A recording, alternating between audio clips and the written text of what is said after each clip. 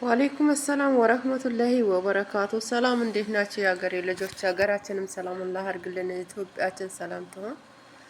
አህምሼ ዞሮ መግባችን ሰላም አላህ አድርግልን። የሀገሬ ልጆች ሀገራችንም ሰላም አላህ አድርግልን። እኔ የምላችሁ ማለት ነው ያው ከዚህ በፊትም ነግራችኋለሁ፣ አሁንም ነግራችኋለሁ። መጀመሪያ ከመሳቀቅ አስቀድሞ መጠንቀቅ ይላል። ገባችሁ? እኔ ነግራችኋለሁ። ለምን መሰላችሁ? አሁንም እነግራችኋለሁ።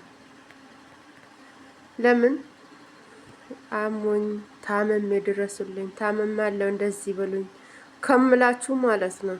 በቁመና እያሉ ርዱኝ ብላችሁ ቀለኛል። ችግር ያው የጋራ ነውና ችግሬን ተካፈሉኝ ብዬ ነው የመጣሁት።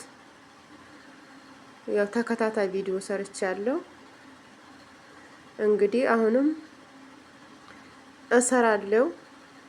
መሰራው ለምንድን ነው ይሄንን መሰራው የተገደድኩት? በቃስ እኔ በቃ ምን ማድረግ አለብኝ፣ ምን ላርግ በሚል ሰዓት ለራስ በራሴ ማለት ነው በቃ ዩቲዩብ ከፍቼ እንደ በዩቲዩብ ለመስራት እቅድ አወጣሁኝ ራሴ ማለት ነው። እቅድ ሳወጣም እኔ ብቻ አይደለም ከእናንተ ጋር ነው። ለምን አንድ ሰው ለብቻው በጣም ሸክም ላይ ነው፣ ግን ከሰው ጋር ከሆነ ብዙ ነገር ይካፈሉታል፣ ብዙ ነገር ችግሩ ይቀላል። ግን ብቻ ለብቻ ችግሬን አቃለዋለሁ ብል ይኸው ስንት ዓመተ ምህረት ነው፣ ግን ችግሬ ሊቃለልልኝ አልቻለም። አሁን በቃ እየከፋ መጣ ስለ በቃ ነገሮች ማለት ነው።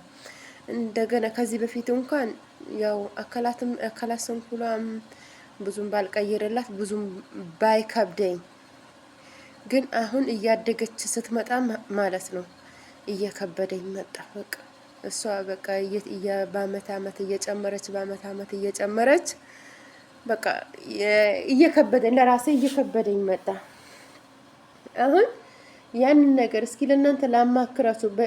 በቲክቶክም ከሁለት ሶስቴም ሰርቻለሁ፣ ግን እንደዚህ በቪዲዮ ወጥቼ እንደዚህም አልሰራውኝም።